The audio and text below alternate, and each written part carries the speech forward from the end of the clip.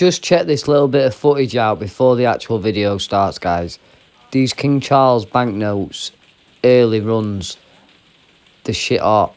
Watch what they're selling for in Spinks. There's just a little clip coming up. Stay tuned.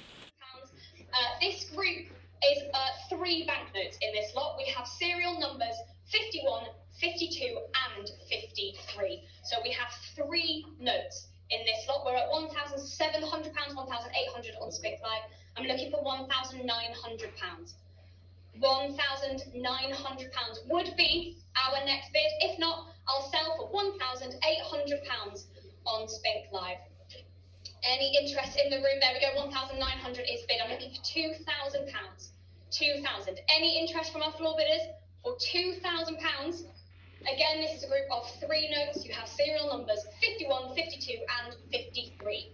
I will give fair warning to you. Panel 159, it's against you with panel 301 for £1,900. Fair warning.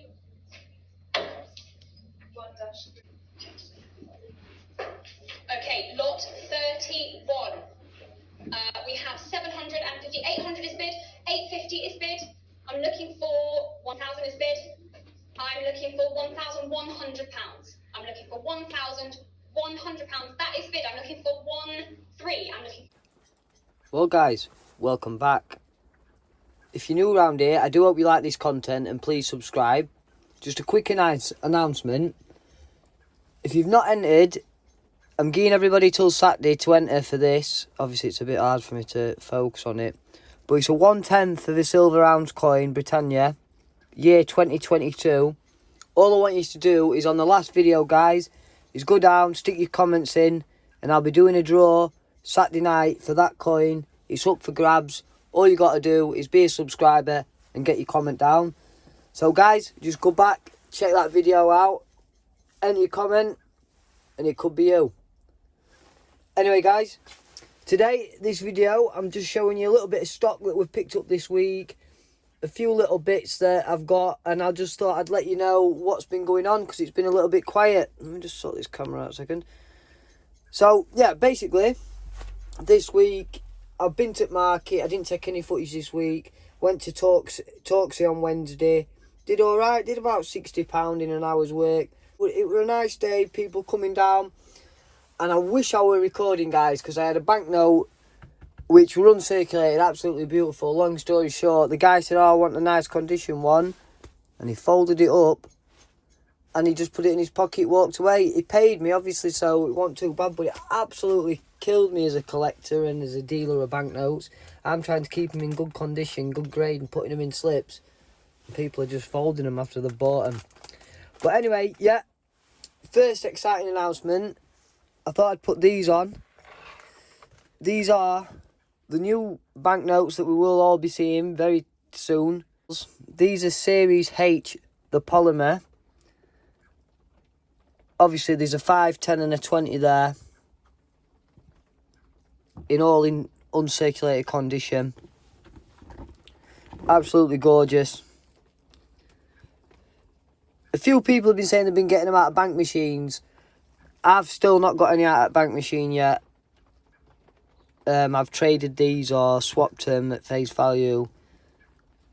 And these will be for my collection. This series, guys, is going to be the one that you want to put away.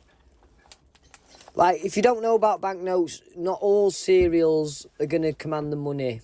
You obviously want your first runs, your early lower serials are obviously going to be worth a bit more. But then you've got your column sorts. You've got your replacements. So, without going into too much detail, if the bank makes a mistake on a sheet that they're printing, they will replace the notes.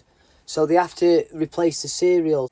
So, then they'd put like an LL on it. So, you knew that LL would be a replacement. So, because they can't just change all the serials, because they might have printed some after. But that sheet or that line of banknotes would need replacing, so that's why they'd be called replacements. But anyway, these are the series that you do want to put away, guys. With him having cancer and the situation, and as well with him being old, he's not going to be around for too long. So if you can get him in good uncirculated grade, guys. They're definitely worth putting away, even if they're not first runs, replacements, column sorts, or anything like that. But we're really excited to get these. I only need 50 now to complete the full collection of the King Charles.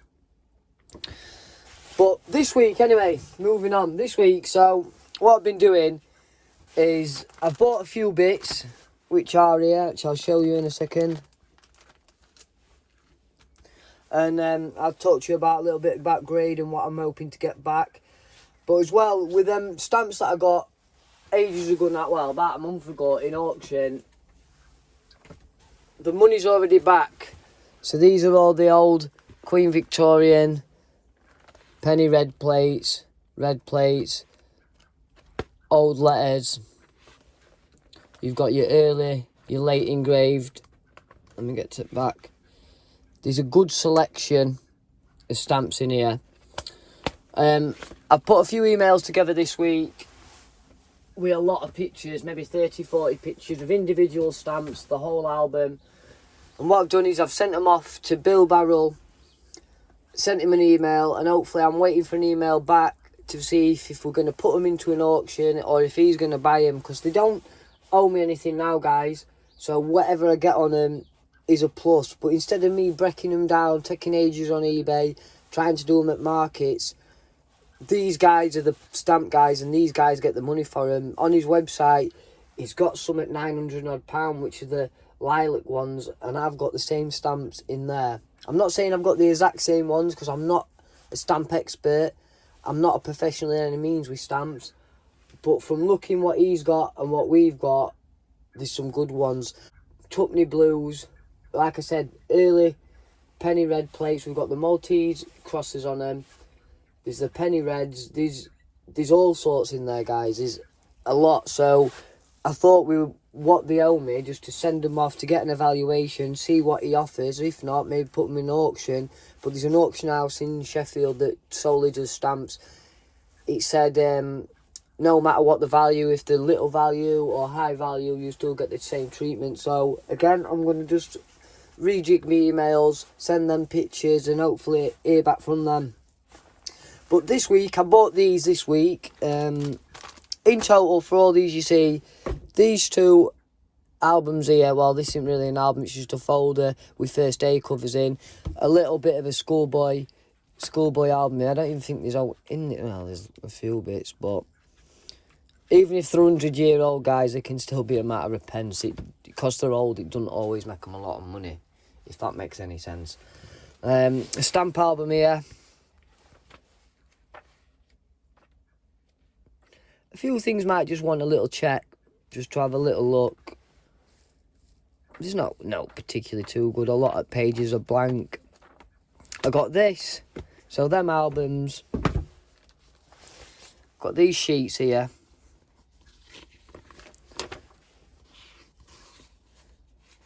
A lot of world ones like Morocco, France, Chile, New Zealand. Austria, British West Africa. A few sheets there. There's some German ones, World War II German ones. These can go for quite a bit.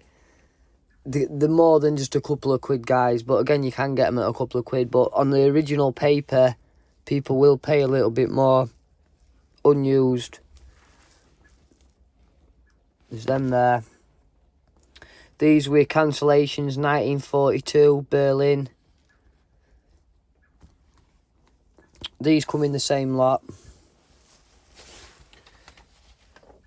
A lot of Adolf Hitler ones, guys. Birthday ones, different years. But these here are seeming to be £30, £20 on eBay.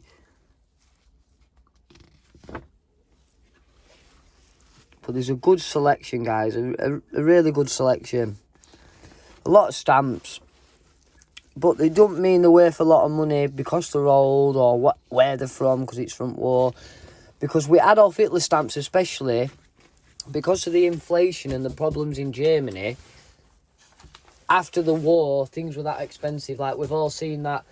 Well, if you've not seen it, just type in buying bread in World War Two, well, after World War Two in Germany, and you'll see what I mean. People taking wheelbarrows full of money just to buy a loaf of bread because of the inflation. And obviously, because everything we're just trying to get back to normal after the war, they were still using the Hitler stamps with Hitler's face on after the war. So they are about. There is quite a lot of them about. Also with them, I got this.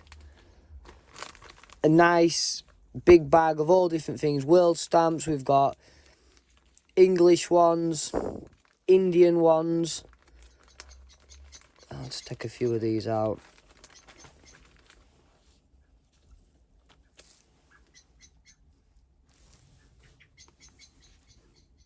So a good variant mix.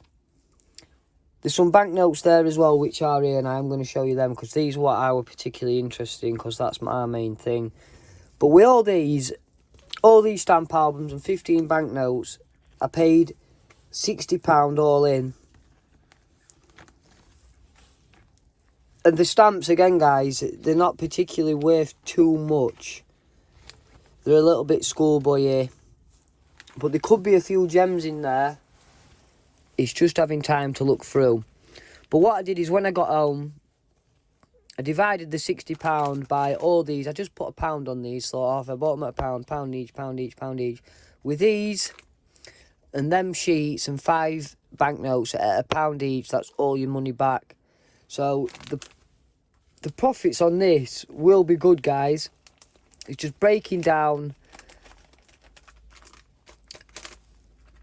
and getting rid below market price.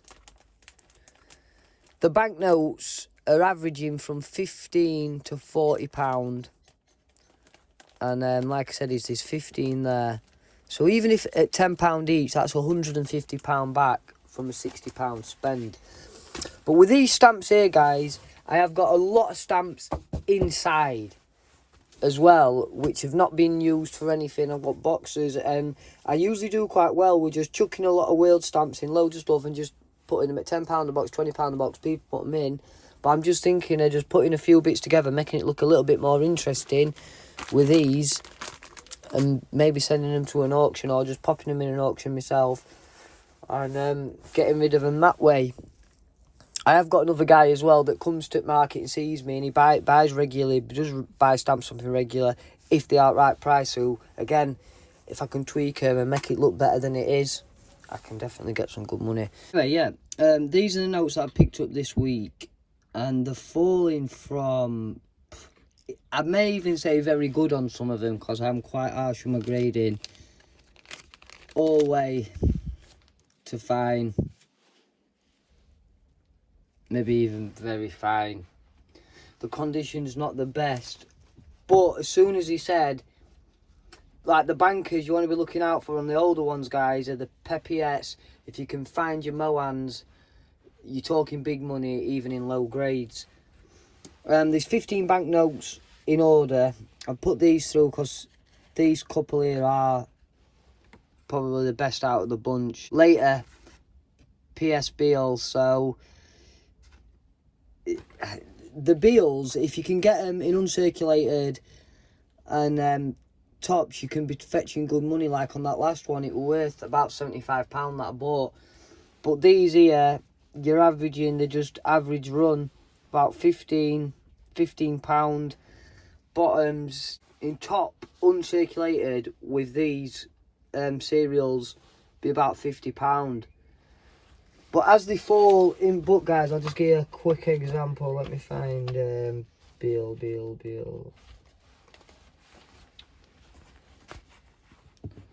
So there's a lot of cereals, guys, that fall under one umbrella, if that makes sense. So a lot of them on a lot of banknotes, they are the same.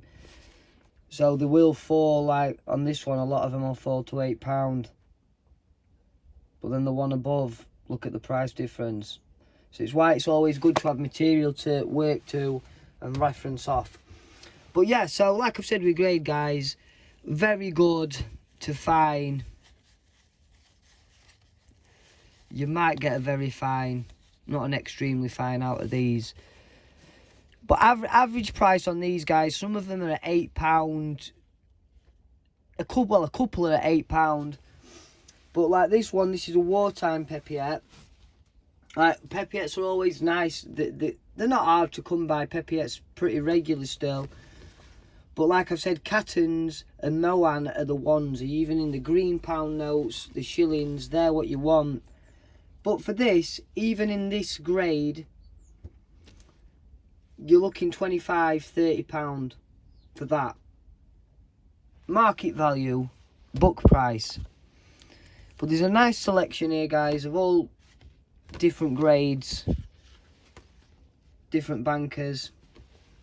Mainly your Pepiettes and your BO. I think there's one LK O'Brien. But these Pepiettes are not bad for the time. Like say, some of them are the later, last ones, some are the early ones, and some are wartime issue. So there's a nice selection here, guys. And what I've said is I paid £60 for the lot, for the stamps and everything that I've shown you this morning, except for the Series H, the Series H King Charles ones. But what I paid for them, I'm hoping to get a good return on them, guys, because like I said, is if I do them all at £10 each, that's £150 back off a £60 spend. But off the stamps alone, me breaking them down, me just getting rid of them on market, doing them a little bit of a thing, giving them lads a shout that I know, I could easily probably get £30 just back for stamps, and then they owe me £30. But the better long haul thing to do is wait till I get some more bits, just start like fluffing it all up, and when I've got more to add to it, obviously I know what this lot owes me, so, and it don't owe me too much. There's a nice selection of banknotes, like I've said, with a nice few different bankers on them. Grade varying. But they're still nice working stock for stall. And like I've said, is I can put them out at £10 each. And for what they've cost me, like I said, is after adding them up, adding them sheets up, only about 4 of them at £1 each. But I'll get more than £1 because I'll a couple of quid them bags up if necessary. But this week I've been so busy doing emails.